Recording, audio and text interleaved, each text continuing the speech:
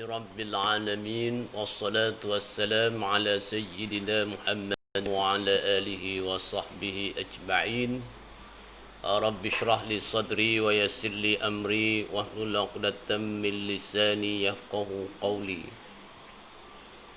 وسدد لساني واهد قلبي بحق سيدنا محمد صلى الله عليه وسلم ولا حول ولا قوة إلا بالله العلي العظيم ولا حول ولا قوة إلا بالله العلي العظيم ولا حول ولا قوة إلا بالله العلي العظيم.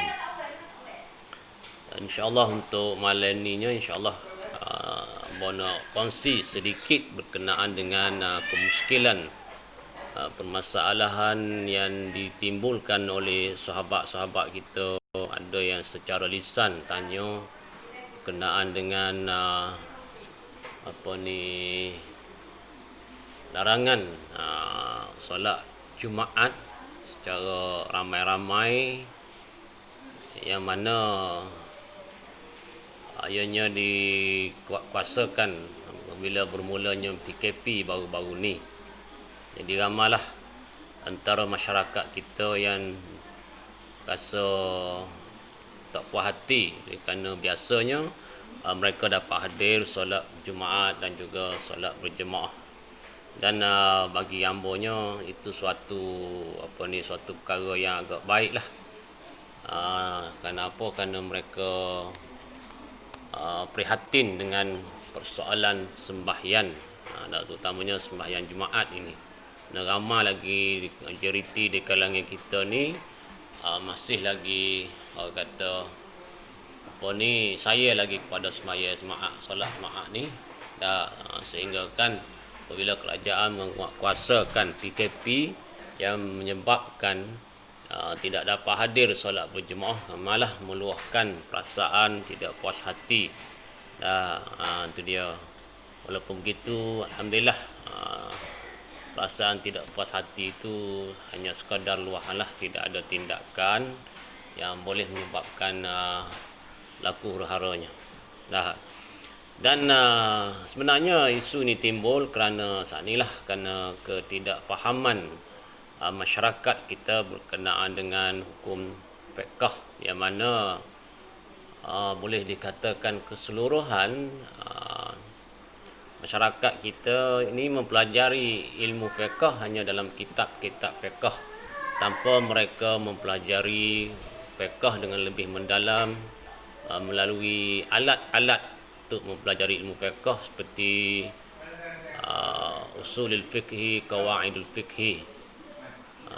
Jadi kita pun tidak nak kata apalah, kerana boleh dikatakan hampir keseluruhan kuliah-kuliah agama dan yang diadakan di masjid-masjid dan madrasah-madrasah hanyalah tertumpu kepada pengajaran ilmu fiqh sahaja. Itu pun sesetengah masjid sahaja. Malah banyak lagi masjid-masjid yang langsung tidak ada kuliah, yang tidak dibuat kuliah berkenaan dengan ilmu tauhid, ilmu fiqh, ilmu tasawuf. Mereka lebih banyak membaca mengadakan kuliah ilmu tafsir dan juga ilmu hadis. Walaupun dari segi hukumnya ilmu fiqh, tauhid dan tasawuf ni adalah ilmu yang fardu ain kita belajar. Manakala ilmu-ilmu tafsir, ilmu-ilmu hadis itu tidaklah fardu ain, mungkin juga fardu kifayah. Mungkin fardu kifayah. Jadi oleh kerana kelompangan pembelajaran inilah yang menyebabkan banyakkan daripada masyarakat kita, terutamanya yang di kampung-kampung lah, melainkan golongan yang belajar yang mendapat pendidikan agama yang lebih luas, ada dalam negeri ataupun luar negeri, mereka ini lebih faham sikit apabila kerajaan melaksanakan PKP yang menyebabkan tak dapat mengerjakan solat Jumaat dan juga berjemaah di masjid. Dan kebetulan pulanya PKP kita ni terkena pada bulan Ramadan. Sedikit sebanyak tu menambahkan lagi lah rasa tidak puas hati kerana tak dapat berjemaah tarawih di masjid. Sedangkan tarawih ini di rumah pun boleh berjemaah, tapi oleh kerana ini satu fenomena baru yang belum lagi berlaku pada masyarakat sekarang ini, menyebabkan banyaklah rasa tidak puas hati, malah ada yang meluahkan secara peribadi, secara lisan dengan hamba-Nya. Sebab itulah hamba rasa sedikit sebanyak hamba perlu bagi penerangan, walaupun sebenarnya telah diterangkan oleh Menteri Hal Ehwal Agama. Itu biarlah itu dia, insyaAllah hamba juga akan bagi penerangan berkenaan dengan isu yang pertamanya, solat Jumaat. Solat Jumaat, ada situasi solat Jumaat tidak dibenarkan pada musim PKP baru-baru ni, dan juga hanya Jumaat itu hanya dibenarkan ahli jemaahnya tidak melebihi 4 orang di peringkat awal. Kemudian dilonggarkan kepada 12 orang. Kemudian dilonggarkan kepada 40 orang PKPB. Dan insya-Allah bila dilaksanakan PKPP ini bermula 10 hari bulan Jun ini, insya-Allah akan dilonggarkan lagi lah untuk solat berjemaat mengikut SOP yang telah ditetapkan, insya-Allah. Jadi bagi menjawab persoalan ini, bagi berkongsi persoalan ini, marilah kita sama-sama lihat dua kaedah, iaitu bagi dua masalah ini. Kita tengok yang pertamanya, ambil dalam kitab Qawaidul Fiqh, bagi menjawab masalah berkenaan dengan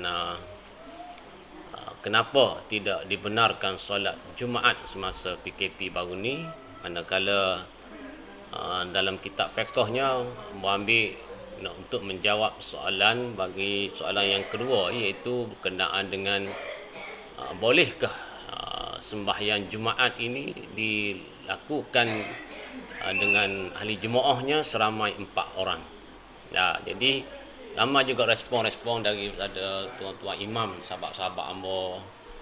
Dia kata boleh, dalam mazhab lain kata bukan mazhab Syafi'i kata boleh buat Jumaat selain daripada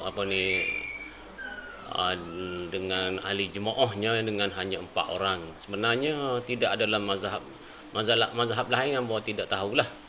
Mungkin ada, mungkin tak ada, tapi dalam mazhab Syafi'i kita pun ada pendapat yang mengatakan boleh dibuat Jumaat ini dengan 4 orang, insya-Allah kita akan kongsi pada ini. Jadi kita lihat dulu pada permasalahan pertama, bolehkah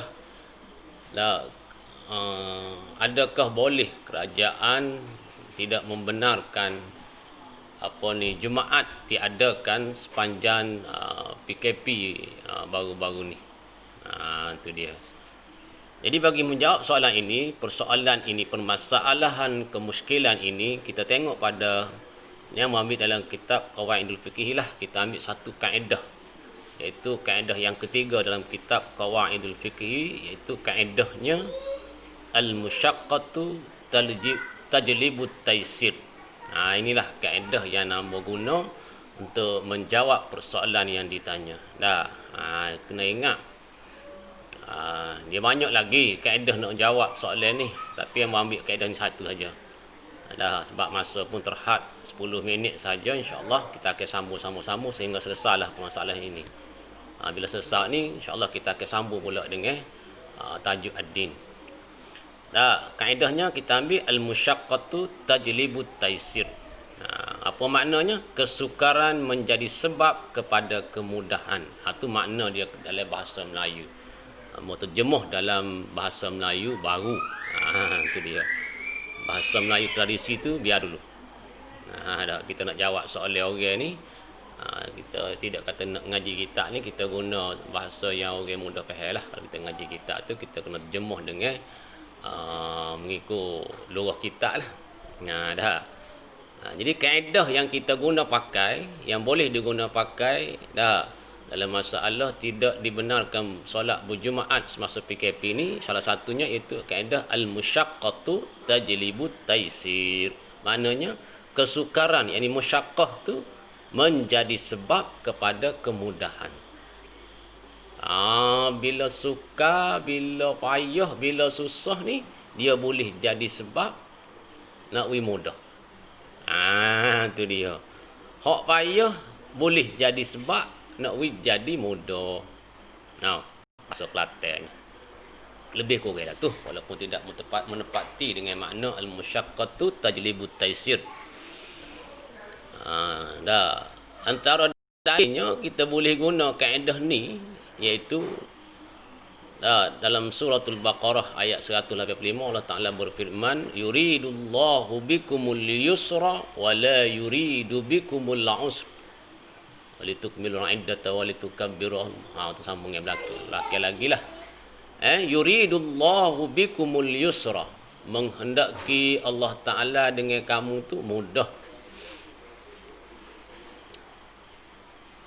Wala yuridu bikumul usra, dan tidak menghendaki ia payah. Maknanya kita faham di sini hukum syarak ni bukan hukum yang payah. Sebabnya inilah penegasan Allah Ta'ala dalam Al-Quran. Tuhan nak mudah. Allah menghendaki kita ni mudah. Dia tidak menghendaki payah dalam masalah kita menunaikan titah perintahnya. Ataupun kita menjalankan hukum syarak. Bukan dia nak mayah. Dia memudahkan. Maknanya dalam masalah kita menjalani kehidupan kita, dalam kita menunaikan tuntutan-tuntutan atas kita, Allah Ta'ala tidak memayahkan kita menunaikannya. Sebab tu bila dipaham daripada dalil inilah ulama-ulama usul fiqh qawaidul fiqh mengeluarkan satu kaedah, kesukaran al-musyaqqatu tajlibu taisir. Kesukaran tu boleh menjadi sebab kepada mudah. Payah boleh jadi sebab kepada mudah. Itu dia.